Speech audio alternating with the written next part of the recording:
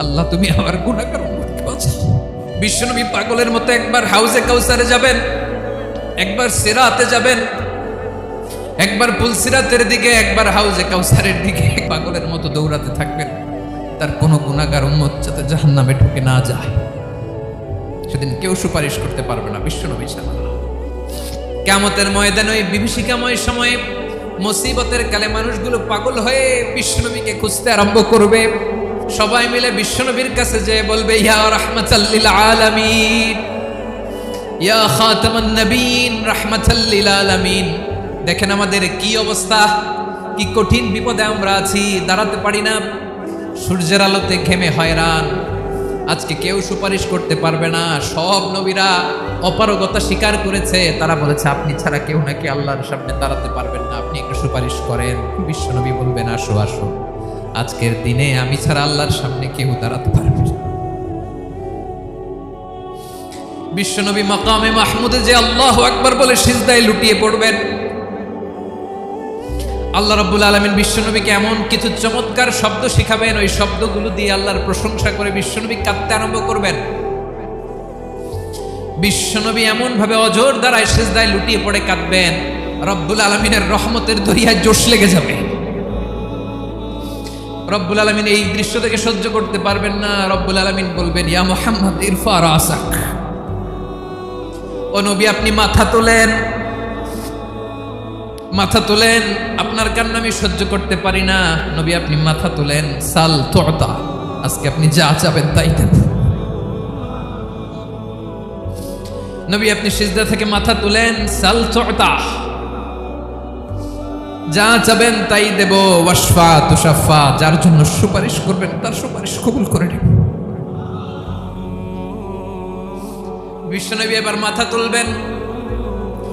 যে বিভীষিকাময় সময়ে প্রত্যেক নবী বলেছেন আমি পারবো না, প্রত্যেক নবী বলেছেন নাফসি নাফসি, আমার কি হবে আমি জানি না, আল্লাহ আমারে বাঁচাও। প্রতিটি নবী বলবেন নাফসি নাফসি, আল্লাহ তুমি আমারে বাঁচাও, আমারে বাঁচাও। বিশ্বনবী মাথা তুলবেন, তুলে বলবেন রব্বি হাবলি উম্মতি, আল্লাহ তুমি আমার গুনাহগার উম্মতকে বাঁচাও। এই দুনিয়ার বুকে রব্বুল আলামিন সব নবীকে একটা করে দাওয়া মুস্তাজাবা দিয়েছেন, মানে যে দোয়া করলে কবুল হয়ে যায় সাথে সাথেই। দাও বিহা, দুনিয়ার সব নবীরা ওই দোয়াটা দুনিয়ায় করে ফেলেছে। সব নবীকে আল্লাহ একটা করে দোয়া দিয়েছেন, নবী দোয়া করলেই কবুল। সব নবীরা ওই দোয়া করে ফেলেছে দুনিয়াতে। বিশ্বনবী বলেন আমি করি নাই। ওয়া ইন্নী আখতাবিউ দাওয়াতি শাফাআতান লি উম্মতি ইয়াউমাল কিয়ামাহ, আমার ওই স্পেশাল দোয়াটা আমি দুনিয়ার বুকে কঠিন বিপদে পড়েও কোনোদিন করি নাই। আমি আমার স্পেশাল দোয়াটা কিয়ামতের দিন আমার গুনাহগার উম্মতকে সুপারিশের জন্য রেখে দিয়েছি। আল্লাহ বলবেন নবী ইরফা রাসাক, মাথা তোলেন, আর কাটবেন না। বিশ্বনবী মাথা তুলবেন, আল্লাহ বলবেন সাল তুতা, আপনি যা চাবেন তাই দেব। ওয়াশফা তুশাফা, সুপারিশ করেন, সুপারিশ কবুল করব। বিশ্বনবী বলবেন আল্লাহ ওই স্পেশাল দোয়াটা দুনিয়াতে করি নাই, আজকে আমি তোমার দরবারে দাঁড়িয়ে কিয়ামতের দিন ওই দোয়াটা করছি। আল্লাহ আমার যে উম্মতের হৃদয়ে যাররা পরিমাণ ঈমান আছে, আমার একটা উম্মতকেও তুমি জাহান্নামে ঢোকাতে পারবে না। বিশ্বনবী পাগলের মতো একবার হাউজে কাউসারে যাবেন, একবার সিরাতে যাবেন, একবার পুলসিরাতের দিকে, একবার হাউজে কাউসারের দিকে পাগলের মতো দৌড়াতে থাকবেন। তার কোনো গুনাহগার উম্মত যাতে জাহান্নামে ঢুকে না যায়, সেদিন কেউ সুপারিশ করতে পারবে না বিশ্বনবী ছাড়া।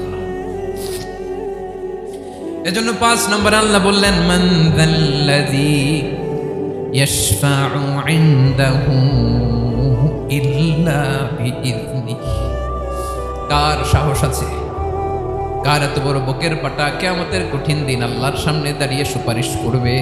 কারো ক্ষমতা নেই, কারো ক্ষমতা নাই। বিশ্বনবী সেদিন সিজদায় পড়ে উম্মতের জন্য কাঁদবেন, সবাই কাঁদবে নাফসি নাফসি, আল্লাহ আমারে বাঁচাও, আল্লাহ আমারে বাঁচাও। বিশ্বনবী বলবেন উম্মতি উম্মতি, বিশ্বনবী আমার জন্য কাঁদবেন, আপনার জন্য কাঁদবেন, আমাদের জন্য সেদিন কেঁদে কেঁদে জাহান্নামের দরজায় দাঁড়িয়ে আমাদেরকে টেনে টেনে জান্নাতে ঢুকাবেন। এজন্য এই বিশ্বনবীর ভালোবাসা যেন আমাদের হৃদয়ে ভরপুর থাকে। আমার ভাইয়েরা, প্রতি শুক্রবার বিশ্বনবীর উপরে বেশি বেশি যেন আমরা দুরূদ পড়ি। আমরা যখন বিশ্বনবীর সালাম দেই, দুরূদ পড়ি, একদল স্পেশাল ফেরেশতা আছে যারা বিশ্বনবীর দুরূদটা নিয়ে সরাসরি বিশ্বনবীর রওজায় যায়, যে বলে অমুকের বেটা অমুক আপনারে সালাম দিয়েছে। বিশ্বনবী নিজ কবরের থেকে নিজেই সালামের উত্তর দেয়। বিশ্বনবীর ভালোবাসা যেন আমাদের হৃদয়ে থাকে, বিশ্বনবীর সুন্নাহ দিয়ে যেন আমাদের জীবনটাকে সাজাই। পারা যাবে ইনশাআল্লাহ। বিশ্বনবীর ভালোবাসা ছাড়া কেউ জান্নাতে ঢুকতে পারবে